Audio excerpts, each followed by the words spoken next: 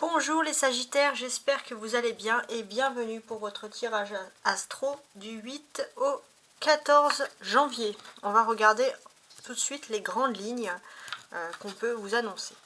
Alors, vous avez le nœud sud. Le nœud sud parle toujours des origines. Ouais, c'est assez important. Pour moi, il y a un point de départ. Il y a le point de départ de quelque chose. Waouh! Avec le point de départ, on a la maison 4, donc j'ai l'impression que vous allez être très proche de tout ce qui est lié à la famille. Il y a un point de départ sur la famille, il y a quelque chose, vous allez vous poser beaucoup de questions. On va compléter avec... je vais faire un peu ça. Voilà. On va compléter avec les cartes d'astro. Ouais. Il y a un point de départ, il y a quelque chose sur la famille. Alors, il se peut que vous ayez un parent, quelqu'un de plus âgé dans votre famille, ou quelqu'un qui vous a inspiré dans votre jeunesse qui est vierge. Beaucoup de compatibilité cette semaine avec les signes de vierge, également de votre famille. Et j'ai ce sentiment aussi que vous avez un côté à vouloir... il y a quelqu'un de votre famille, dans votre enfance, qui a pu vous inspirer. Quelqu'un qui a été toujours utile à vous.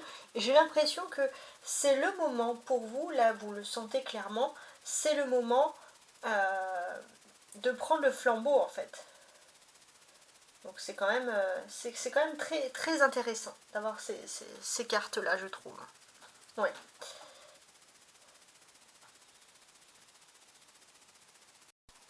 Si vous êtes en couple, si vous avez des enfants, si vous êtes en famille, hein, vous pourriez être aussi très exigeant, voire pointilleux avec vos conjoints ou avec les enfants. Voilà. Faites aussi attention, ça peut être quelque chose qui peut vous rendre, ces conjonctions-là, possessifs et un peu jaloux. Hein. C'est important. Il est aussi important pour vous que chacun et chaque chose dans le foyer doit trouver sa place. Vous allez être très méthodique, même dans votre façon de ranger votre maison, etc. Et vous allez régler d'une main de fer le foyer, justement. Regardons l'autre aspect. L'autre aspect, c'est Uranus. Donc Uranus, qui parle quand même de libération, un sentiment un peu de liberté. Et on a la maison 9, c'est votre maison, c'est la maison des voyages, d'accord? Ouais, bon, là, en tant que Sagittaire, on le sent, vous avez aussi des envies de voyager. Hein, vous n'avez pas envie de rester qu'à la maison, vous allez peut-être prévoir des voyages. Il est probable aussi qu'il y ait une rencontre qui est liée à l'étranger et qui peut vous faire aussi un peu tourner la tête, voire bouleverser votre existence cette semaine. Il est possible que vous envisagez un voyage aussi à l'étranger sur un coup de tête. Peut-être que finalement le côté parfait d'être toujours tout méthodique chez soi, c'est surtout, ça va annoncer surtout un départ inattendu. Vous avez quelque chose qui est quand même lié à la liberté. Vous avez un petit côté un peu indomptable qui ressort ici. Alors on va ajouter les cartes.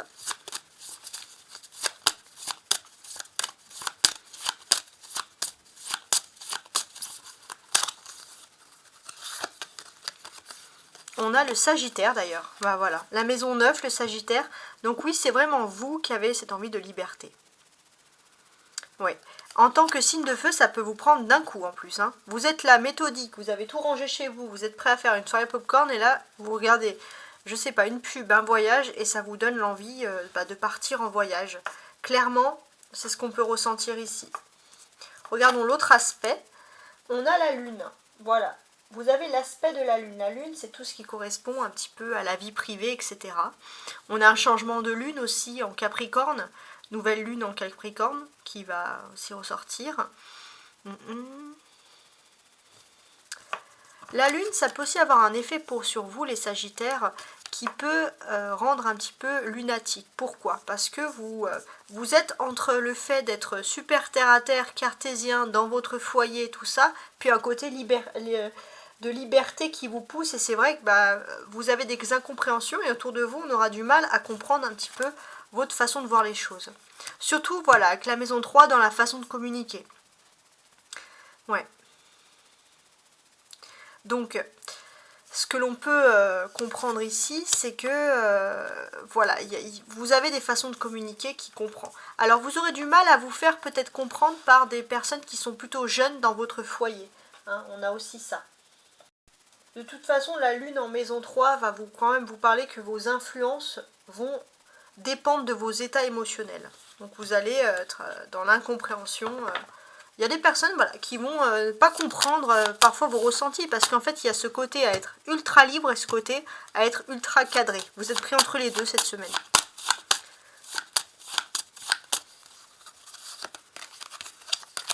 Alors on a le Scorpion. Donc si vous avez du mal à vous faire comprendre, j'ai quand même le sentiment que les Scorpions pourront vous comprendre, surtout des Scorpions plus jeunes.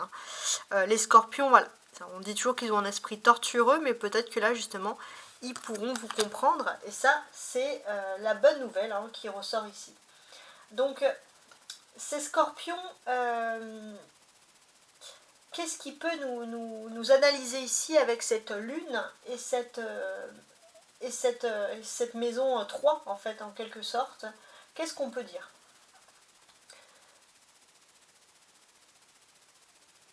Alors j'ai l'impression que si vous avez des contrats importants à faire, que ce soit professionnel ou financier, justement, comment dirais-je, faites attention, parce que votre état émotionnel, votre façon de communiquer, ça peut entraîner quand même des petits changements, ça peut entraîner des incompréhensions. Alors, si vous devez le faire, faites-le, mais surtout prenez quand même du recul, parce que il faut pas, si vous avez des signatures, des contrats importants, des choses qui doivent être dites, et après retranscrites par écrite ou de manière officielle en tout cas, voilà, on vous dit clairement de